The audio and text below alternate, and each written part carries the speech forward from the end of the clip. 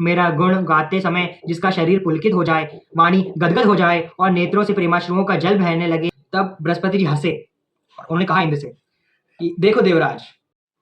जय सिया राम।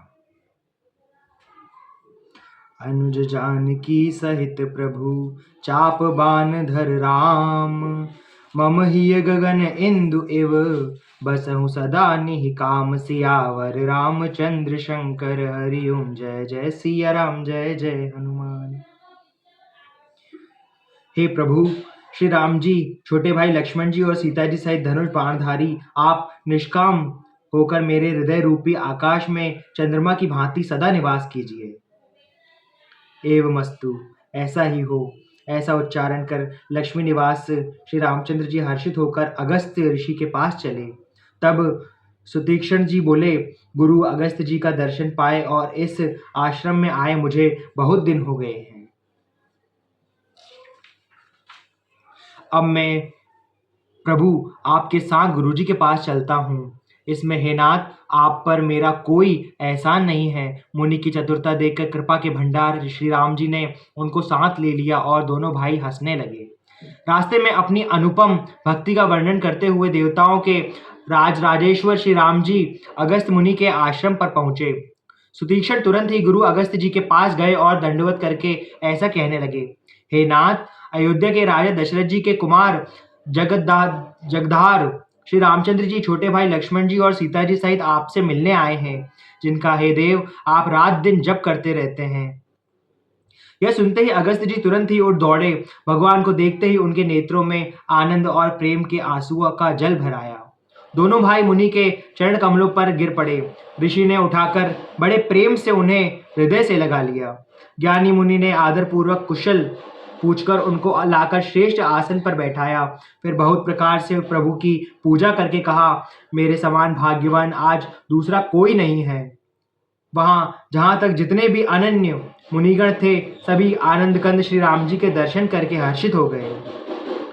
मुनि समूह महा बैठे सम्मुख सबकी ओर, शरद इंदु तन चितवत मानहु निकर चकोर, सियावर रामचंद्र शंकर हरि ओम। जय जय सिया राम, जय जय हनुमान। मुनियों के समूह में श्री रामचंद्र जी सबकी ओर सम्मुख होकर बैठे हैं, अर्थात प्रत्येक मुनि को श्री राम जी अपने ही सामने मुख करके बैठे दिखाई देते हैं और सब मुनि टकटकी लगाए उनके मुख को देख रहे हैं। ऐसा जान पड़ता है मानो चकोर का समुदाय शरद पूर्णिमा के चंद्रमा की ओर देख रहा हो। तब श्री राम जी ने मुनि से कहा, हे प्रभु, आपसे तो कुछ छुपाया है नहीं। मैं जिस कारण से आया हूँ वह आप जानते ही हैं। इसी से हे तात मैंने आपसे समझाकर कुछ नहीं कहा। हे प्रभु, आप मुझे वही मंत्र सलाह दीजिए जिस प्रकार मैं मुनियों के द्रोही राक्षसों को मारूं। प्रभु की वाणी सुनकर मुनि मुस्कुराए और बोले, हे नाथ, आपने क्या समझकर मुझसे यह प्रश्न किया है। हे पापों का नाश करने वाले, मैं तो आप ही के भजन के प्रभाव से आपकी कुछ थोड़ी सी महिमा जानता हूँ।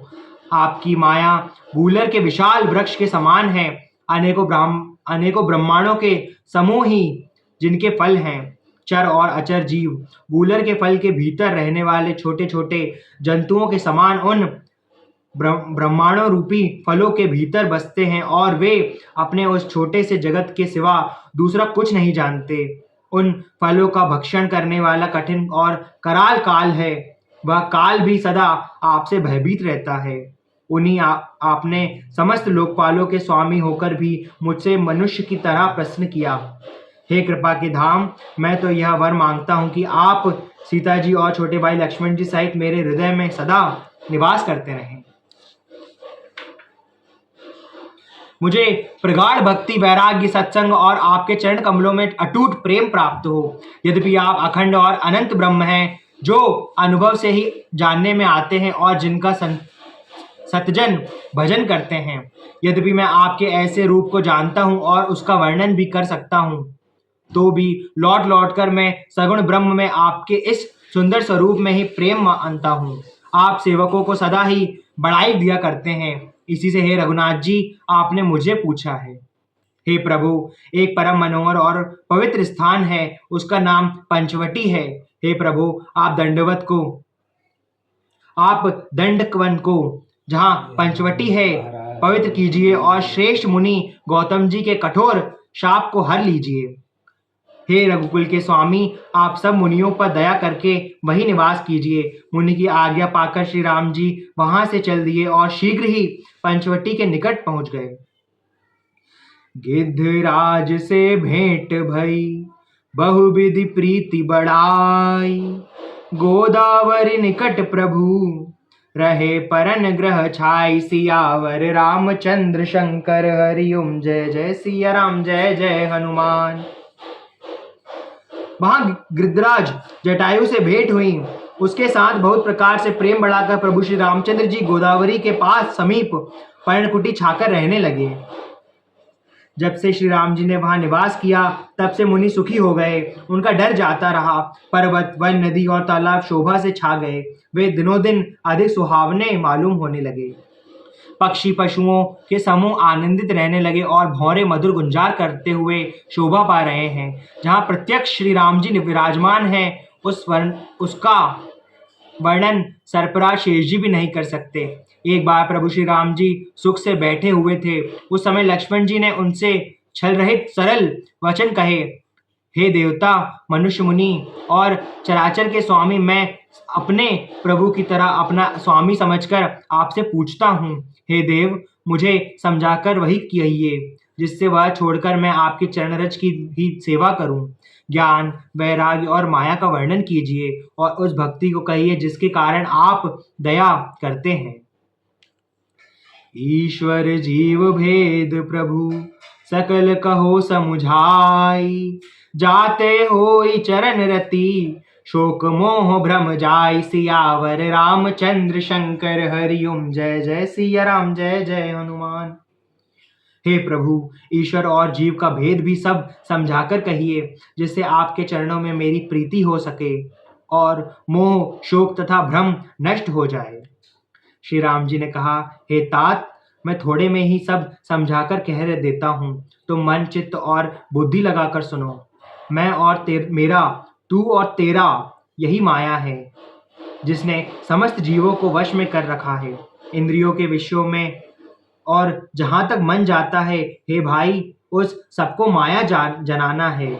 उसके भी एक विद्या और दूसरी अविद्या, इन दोनों भेदों को तुम सुनो। एक अविद्या दुष्ट, दोषयुक्त है और अत्यंत दुखरूप है, जिसके वश होकर जीव संसार रूपी कुएं में पड़ा हुआ है। और एक विद्या जिसके वश में गुण और जो जगत की रचना करती है, वह प्रभु से ही प्रेरित होती है। उसके अपना बल कुछ भी नहीं है। ज्ञान वह है जहाँ जिसमें मान आदि एक भी दोष नहीं और जो सब में समान रूप से ब्रह्म को देखता है। हे तात, उसी को परम वैराग्यवान कहना चाहिए जो सारी सिद्धियों और तीनों गुणों को तिनके के समान त्याग चुका हो, जिसमें मान, दंभ, हिंसा, सक्ष्मरा रहित, टेढ़ापन, आश्चर्य सेवा का अभाव, अपवित्रता, अस्थिरता, मन का निग्रहित न होना, इंद्रियों के विषय में आसक्ति, अहंकार, जन्म मृत्यु, जरा व्याधिमय जगत में सुख बुद्धि, स्त्री पुरुष घर आदि में आसक्ति तथा ममता, इष्ट और अनिष्ट की प्राप्ति में हर्ष, शोक, भक्ति का अभाव, एकांत में मन न लगना, विषय मनुष्य के संग में प्रेम, ये 18 न हो और नित्य अध्यात्म आत्म में स्थिति तथा तत्वज्ञान के अर्थ तत्वज्ञान के द्वारा जानने योग्य परमात्मा का नित्य दर्शन हो, वही ज्ञान कहलाता है। देखिए गीता अध्याय, ये जो बातें 18 जो कही गई हैं ये गीता में भी है।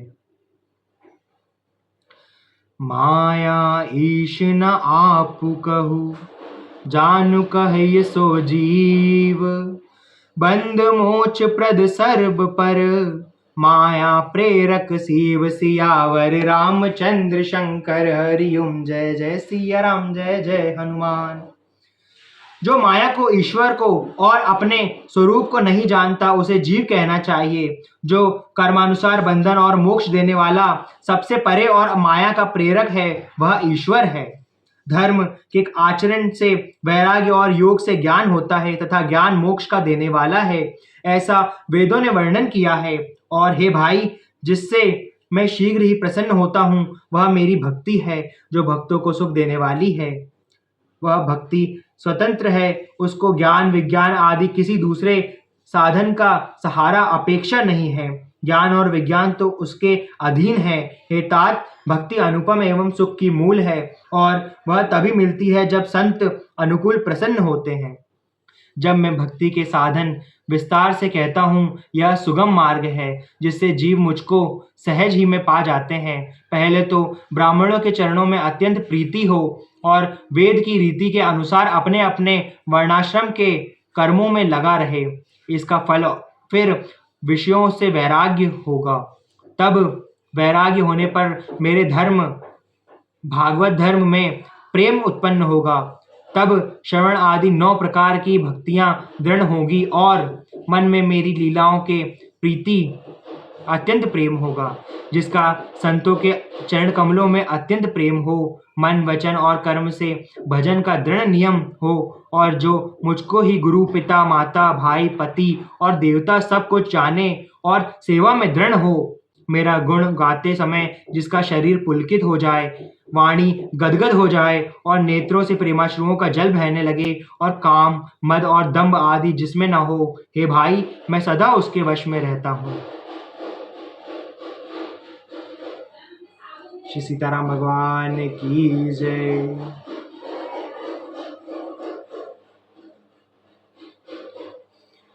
मंगल भवन अमंगल हारी, द्रवहु सुदशरथ अजर बिहारी। महावीर बिन बहु हनुमाना, राम जास जस आप बखाना। सीताराम चरण रति मोरे, अनुदिन बढ़हु अनुग्रह तोरे। जय सिया राम जय जय सिया रामा, जय हो विघ्न हरण हनुमाना। जब भरत जी श्री राम जी को लेने चित्रकूट जाते हैं, तब इंद्र को लगता है कि भगवान अपने भक्तों के वश में रहते हैं, तो भरत जी की बात मान के वो वापस अयोध्या चले जाएंगे। इंद्र को भय था कि अगर भगवान अयोध्या चले गए तो लंका में राक्षस को, रावण को कौन मारेगा आखिर। तो यही बात जब इंद्र ने अपने देवगुरु जो बृहस्पति जी हैं उनसे कहा कि हे गुरु, आप बताइए, हम कुछ माया करते हैं जिससे भरत जी वापस लौट जाएं और हमारा काम बन जाएगा इससे। तब बृहस्पति जी हंसे और उन्होंने कहा इंद्र से कि देखो देवराज, सत्य है कि अगर तुम प्रभु के साथ अगर कुछ छल करोगे तो प्रभु हो सकता है तुम्हें एक बार माफ कर दे, क्षमा कर दे, पर प्रभु के भक्तों के साथ अगर छल किया तो फिर माफी नहीं मिल सकती। तो देवराज इंद्र ये बात समझ गए कि भाई गुरु ने बात कही तो सत्य होगी ये तो। तब उन्होंने भरत जी को प्रणाम किया और इंद्र बृहस्पति जी ने यह भी समझाया कि प्रभु हमारे काम के लिए वन में आए हैं, तो तुम चिंता मत करो इस बात की, प्रभु काम करके ही जाएंगे, जो जिस कारण से प्रभु आए वन में वो होगा। और भरत जी ऐसा कुछ नहीं करेंगे, भरत जी सदैव प्रभु के साथ ही रहेंगे वो तो बस ये कथा है छोटी सी जिसमें बताया जो बृहस्पति जी उन्होंने कहा है कि भक्त की जो महिमा अपार होती है वो भी प्रभु सदैव भक्त के वश में रहते हैं। और यहाँ पे भी श्री राम जी ने, हमने पढ़ा कि श्री राम जी ने बताया है कि लक्ष्मण जी से बता रहे हैं श्री राम जी कि किस प्रकार भक्त भगवान को अपने वश में कर सकता है। जो छोटी सी बातें हैं, जैसे कि ये लिखा है, एक बार वापस पढ़ना चाहूँगा मैं आप ही के लिए। मेरा गुण गाते समय जिसका शरीर पुलकित हो जाए, पुलकित मतलब खुशी हो जाए, जिसको मेरे गुण, जैसे रामायण पढ़ते जिसको खुशी हो। वाणी गदगद हो जाए, गदगद मतलब बहुत आनंद, बहुत अच्छा लगे उस चीज में। नेत्रों से प्रेमाश्रुओं का जल बहने लगे, प्रेमाश्रुओं का जल खुशी, खुशी के आंसू। और काम, मद और दंभ आदि जिसमें ना हो, ये 3 चीज ना हो। हे भाई, मैं सदा उसके वश में रहता हूँ। तो ये बात श्री राम जी लक्ष्मण जी से कह रहे हैं। तो राघव ने कही तो सत्य है ये तो। चलिए, जय सिया राम।